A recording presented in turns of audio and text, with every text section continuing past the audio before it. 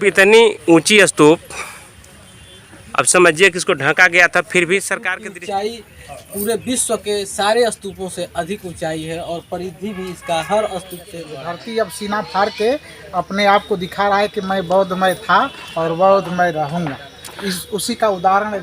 देखिए कितना विशाल, जब ईंटा पत्थर से इतना बैर हो सकता है तो उस समय इंसानों से कितना बैर रहा है। नमूना हम लोग दिखा रहे हैं कि पाखंडवाद क्या होता है।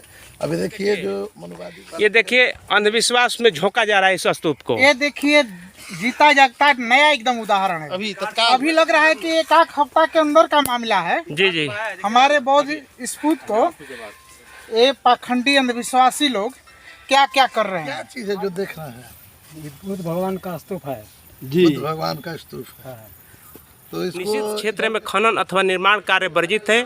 विनियमित क्षेत्र में खनन अथवा निर्माण कार्य के लिए भारतीय पुरातत्व सर्वेक्षण की पूर्वानुमति आवश्यक है। उपरोक्त नियम के विरुद्ध किया गया निर्माण संबंध व्यक्ति के व्यय पर सरकार द्वारा ध्वस्त कर दिया जाएगा। स्तूप पहुंच रहे हैं, मात्र 1 मिनट में पहुंच जाएंगे।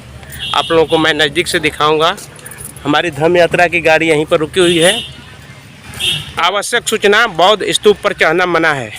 देखिए एक केसरिया स्तूप के पास फाइनली हम पहुंच चुके हैं और आप लोगों को मैं दिखा रहा हूं इधर। और हमारे धम्म यात्रा में आए हुए कुछ लोग हैं, धम्म यात्रा में आए हुए कुछ लोग हैं, उन लोगों से मैं सवाल करूंगा, कुछ इसके बारे में पूछूंगा। देखिए यहाँ पर लोग हैं, इस पे लिखा गया है कि बौद्ध स्तूप पर चढ़ना मना है। तो आप चढ़ क्यों रहे बाबू? चल जाओ। विश्व गुरु तथागत बुद्ध ने जिस स्थान पर जब पहली बार अपना घर बार छोड़ा था तो इसी स्थान पर अपने केस को काट कर और इसी के कारण इस स्तूप का नाम केसरिया स्तूप है। इसी स्थान पर बाद में सम्राट अशोक ने इसे डेवलप करवाया और इसी स्थान पर उनका केस रख करके। तो इस स्तूप की ऊंचाई बहुत ज़्यादा है। हाँ, इसकी स्तूप की ऊंचाई पूरे विश्व के सारे स्तूपों से अधिक ऊंचाई है और परिधि भी इसका हर स्तूप से बड़ा है और चौड़ा है। इसका मतलब कि इससे ज़्यादा स्तूप ऊंचा कोई स्तूप नहीं है दुनिया में, विश्व में नहीं मिलेगा इससे ऊंचा। ये बिल्कुल पहाड़ जैसा दिख रहा है। तो यहाँ पर लोगों को आना चाहिए देखने के लिए। जी, मैं आग्रह करूँगा कि पूरे देश क्या पूरे दुनिया के लोग इस वीडियो के माध्यम से, अगर आपके पास वीडियो जाए तो इस स्तूप को देखने के लिए आप लोग जरूर आएँ, क्योंकि आपका यह धरोहर है और आपके आगमन के कारण सरकार का ध्यान इस स्तूप की तरफ जाएगा और आपके विरासत को बचाने में सरकार भी मदद करेगी। जी जी, धन्यवाद। भगवान बुद्ध लौट रहे थे, इसी क्षेत्र से लौटे थे कुशीनगर जाते समय, जिस समय उन्होंने घोषणा किया था कि मेरा परिनिर्वाण पूर्णिमा के दिन होगा, वैशाख पूर्णिमा को। तो उस समय एक रात उन्होंने यहाँ भी बिताया है। वो घर वापस मैंने कुशीनगर जाते समय भी, तो परिनिर्वाण का समय भी यहाँ एक रात बिताए हैं भगवान बुद्ध। परिनिर्वाण के समय भी। हाँ। और शुरू में घर गृह त्याग किए तो पहली बार यहीं पर उन्होंने अपना केस त्याग, राजशाही व्यवस्था ठाट बाट यहीं छोड़ दिए, कंटक और छन्ना को वापस कर दिए थे। और जैसा बताया जाता है कि कंटक जो था रास्ते में ही प्राण त्याग दिया। हाँ, वो बिल्कुल महल के बाहर, वो भी हम लोगों ने देखा, वहाँ के स्थानीय लोगों ने बताया कि यहीं पर कंटक अपना प्राण त्याग कर दिया था। महल के बिल्कुल ठीक बाहरी गेट पर ही उन्होंने त्याग किया। हमारे धम्म बंधु यहाँ पर जुटे हुए हैं, देखने की लालसा सब में है। सब लोग देखना चाहते हैं, सब में जागृति है देखने के लिए इस धरोहर को। मैं आप लोगों से निवेदन करूँगा कि आप लोग जिन भाइयों के पास ये वीडियो पहुँचे, भाई बहनों के पास पहुँचे, आप लोग इस विश्व विरासत को बचाने का और देखने का प्रयास करेंगे आप लोग। और ख़ास करके इस पे चढ़ना मना है। कुछ दिन पहले हम यहाँ पर आए हुए थे तो इस जो तख्ता दिख रहा है, स्पेस दिख रहा है, इसमें तथागत बुद्ध की मूर्तियाँ थी, लेकिन इस समय नहीं है। जैसा मिलेगा वैसा मैं फिर दिखाऊँगा। और मैं बता दूँ कि ये स्तूप विश्व का सबसे बड़ा स्तूप ये ज़मीन में दफन था। कुछ षड्यंत्रकारियों ने इस स्तूप को ज़मीन में दबा दिया था। इतना पहाड़ जैसा ऊंचा स्तूप, यहाँ से नज़दीक हैं, दूर से अगर दिखाएंगे तो आपको समझ में आएगा। इसको ज़मीन में लोग ढक दिया था, लेकिन ब्रिटिश गवर्नमेंट ने इस स्तूप को उजागर किया और कुछ अभी स्तूप की खुदाई आधी ही हुई है अभी, और आगे मैं आप लोगों को दिखाऊंगा जितनी खुदाई बाकी है उसको भी दिखाऊंगा। और इधर जो लोग नष्ट किए हैं जो लोग ढके थे वो लोग देखिए मंदिर बना दिए हैं बगल में। मैं किसी धर्म को आहत पहुंचाने के लिए बात नहीं बोल रहा हूं, हकीकत में बता रहा हूं। ये स्तूप इतनी ऊंची स्तूप, अब समझिए कि इसको ढका गया था। फिर भी सरकार की दृष्टि में दिलाना चाहता हूं कि यहाँ पर कुछ पेड़ पौधे जाम रहे हैं, फिर से ये लुप्त हो रहा है। इसको आप सरकार और पुरातत्व विभाग से निवेदन है कि इसको उजागर करने का काम करें, इसको रख रखाव में काम करें। ये बोर्ड पर निचला लाइन में देखिएगा लिखा है, इस स्मारक की संरक्षित सीमा से 100 मीटर तथा तदुपरांत 200 मीटर तक का क्षेत्र क्रमशः निषिद्ध तथा विनियमित है। क्षेत्र घोषित किया गया है। निषिद्ध क्षेत्र में खनन अथवा निर्माण कार्य वर्जित है। विनियमित क्षेत्र में खनन अथवा निर्माण कार्य के लिए भारतीय पुरातत्व सर्वेक्षण की पूर्वानुमति आवश्यक है। उपरोक्त नियम के विरुद्ध किया गया निर्माण संबंध व्यक्ति के व्यय पर सरकार द्वारा ध्वस्त कर दिया जाएगा तथा उसके विरुद्ध नियमानुसार दंडात्मक कार्रवाई भी की जाएगी। आज्ञा से अधीक्षक पुरातत्व विभाग, भारतीय पुरातत्व सर्वेक्षण पटना अंचल। मैं पुरातत्व विभाग से चाहता हूं कि क्या आप ये बोर्ड लगाए हैं और बगल में ये मंदिर का निर्माण हुआ है, इसके बारे में पुरातत्व विभाग के आने से क्या कहना चाहेंगे? हमारे कहना कुछ करना कुछ। और मुन्ना भैया हैं, थोड़ा बताइए क्या कहना चाहेंगे? यहाँ पर बोर्ड लगा है कि कोई यहाँ पर नया चीज़ नहीं बनाना है, खुदाई नहीं करना है बिना सरकार की अनुमति से। कैसे मंदिर बन गया? यहाँ तो है ही, लेकिन मैं जहाँ जहाँ देखा हूँ, बुद्ध स्मृति पार्क हो या फिर काठमांडू में भी देखे, भारत में भी कई जगह देखे, कहीं न कहीं हर जगह वो कब्जा करने की कोशिश की गई है। और ये धीरे धीरे इसका तोपने का कार्य किया गया कि बौद्ध स्तूप को ख़त्म कर दिया जाए और इस परंपरा को, बौद्ध धर्म को ही इस देश से समाप्त कर दिया जाए। लेकिन कितना दिन छुपा कर रखेंगे? धरती अब सीना फाड़ के अपने आप को दिखा रहा है कि मैं बौद्धमय था और बौद्धमय रहूँगा।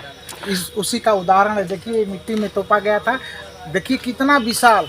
जब ईंटा पत्थर से इतना बैर हो सकता है तो उस समय इंसानों से कितना बैर रहा है। बाबा, लेकिन हमने नेपाल में देखा सर जी कि वहाँ पर मूर्तियों के साथ में, बौद्ध मूर्तियों के साथ में छेड़छाड़ नहीं हुआ है अभी तक। नेपाल के लोगों को धन्यवाद देना चाहिए। हाँ, वहाँ नहीं हुआ है, लेकिन हमारे यहाँ हर बौद्ध विहार में कहीं न कहीं पोगापंथी विचारधारा के लोग ऐसा किए हैं, लगभग हर जगह। नेपाल में भी आखिर इसको ढकने वाला, मिटाने वाला तो भारतीय का ही रहा होगा। हाँ, भारत का ही है जो मनुवादी विचारधारा का रखता है। और कुछ लोग बताते हैं कि जैसे कि अंधविश्वासी लोग हैं, बताते हैं कि अंग्रेजों ने इसको बर्बाद किया है। तो क्या मैं अंग्रेजों की देन है कि ये हम लोग देख रहे हैं जी? अंग्रेजों ने भारतीय संस्कृति को हमेशा बचाने का काम किया है, डुबाने का काम नहीं किया जी। तो अंग्रेजों को तो धन्यवाद देना चाहिए हम लोग को। हाँ, धन्यवाद। इसलिए कि इसकी खुदाई सबसे पहले अंग्रेज नहीं कराई थी। ठीक है सर। अभी इधर खुदाई बाकी इस स्तूप में आपको मैं बताते चलूं कि इस स्तूप में तथागत गौतम बुद्ध की केस रखी गई है। लोग बताते हैं कि तथागत गौतम बुद्ध अपने केस को, राजशाही ठाट बाट व्यवस्था को यहीं से समाप्त कर दिया। और भिक्षा पात्र भी अपने भिक्षुओं को यहाँ से बांटे हैं। हाँ, यहाँ पर क्या बता रहे थे? आपके भिक्षा पात्र का नाम ले रहे यहाँ थे। पर भगवान गौतम बुद्ध अपना भिक्षा पात्र अपने भिक्षुओं में बांटे हैं, यहीं से फर्स्ट बार यहीं से। जी जी।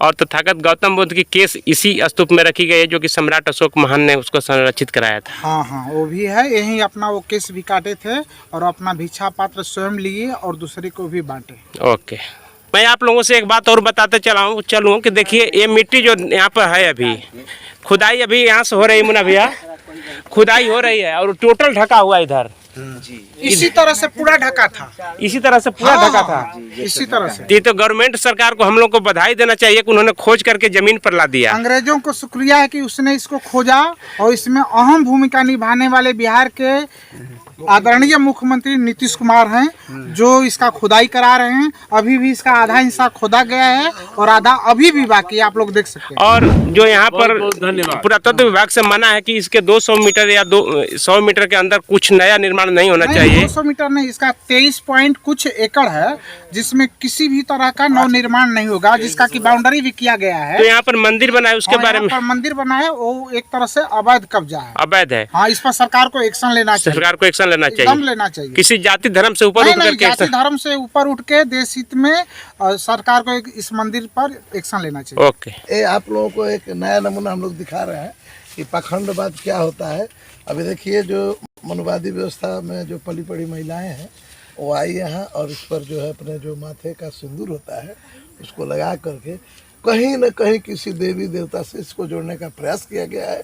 ये समझने वाली बात है कि इसी तरह हमारे जितने भी मंदिर बौद्ध विहार हैं, जितने भी हमारे सम्राट अशोक के द्वारा जो भी बौद्ध विहारों का निर्माण कराया गया है, उस संस्कृति सभ्यता को मिटाने के लिए यूरेशियन ब्राह्मणवादी महिलाओं ने इसका जो है और पुरुषों ने अपना अपना पखंडवाद फैला करके और हमारे बौद्ध विहारों का तोड़फोड़ किया और इसका जीता जागता उदाहरण आप लोगों के सामने पेश है। ऐसे ही इसको देवी बना देगी। इसी तरह तो 84,000 बौद्ध विहार नष्ट कर दिए गए। हाँ, वो लोग कहता है ना कि बदल दिया गया इसको। वो लोग का कहना है कि नालंदा जैसे विश्वविद्यालय तक खिलजी ने ये कर दिया, अंग्रेजों ने किया। लेकिन आप लोगों को मैं विशेष जानकारी देता हूँ कि जो अंग्रेजों ने हम लोगों के लिए किया वो आज तक किसी ने, आज तक वर्तमान सरकार भी नहीं कर पाई। उन्हीं लोगों का देन है कि हम लोग पढ़ पाए, लिख पाए, हम लोगों को पढ़ने का दरवाजा खोला, हम लोगों को कानूनी अधिकार दिया गया, हमारी दासी प्रथा को खत्म किया गया, हमारी जो बाल विवाह जो एक बोलते थे कि हाँ सती, सारे लोग सबको मिटाने का काम और सबको अधिकार दिलाने का काम हमको अंग्रेजों के द्वारा दिया गया। उसके बाद बाबा साहेब जब आए, हमारे महापुरुष लड़ते रह गए, बाबा साहेब अंततोगत्वा संविधान बनाकर पूर्ण अधिकार दिया। लगता है ये तथागत गौतम बुद्ध के केस के नाम पर इसको बना गया, जैसे कि केस बना जाता है ना, उस हिसाब से दिखाइए बढ़िया सब दिखाइए। ये देखिए बना गया, चोटी जैसा बना गया है। भगवान बुद्ध का केस का रूप किसी न किसी रूप में भगवान बुद्ध को मान रहे हैं, भले तिरस्कार कर रहे हो तो क्या हुआ। ये केस का रूप दिया गया है कि इसी तरह केस उनका बना हुआ था। ये देखिए अंधविश्वास में झोंका जा रहा है इस स्तूप को। ये देखिए जीता जागता नया एकदम उदाहरण है। अभी लग रहा है कि एक हफ्ता के अंदर का मामला है। जी जी, हमारे बौद्ध स्तूप को ये पाखंडी अंधविश्वासी लोग क्या क्या कर रहे हैं और मैं इसको अपने हाथ से इस पाखंड को मिटाना चाहता हूँ। और एक मिनट, मिटाने से पहले सरकार से क्या चाहते हैं? सरकार से चाहते हैं कि इस पर कड़ा से कड़ा एक्शन लिया जाए। ये बौद्ध स्मृति है और इस पर किसी तरह का अवैध अंधविश्वास न फैलाया जाए। खोलिए, ओके खोलिए, उसको फाड़ करके बिगिए एकदम, यहाँ मत फेंकिए, उधर फेंकिए, उधर बिग दीजिए एकदम किनारे। वही सब मिटाइए, इसको मिटाइए एकदम। वही सब लोग देखिए ये सब धूल माटी में मिलाओ के सिंदूर नहीं दिखाई पड़ी तो चाहिए। देखिए हमारे धम बंधु है, अंधविश्वास को मिटा रहे हैं। यहाँ से अंधविश्वास को समाप्त किया जा रहा है। ये भी खुदाई करने की बहुत ज्यादा बाकी है।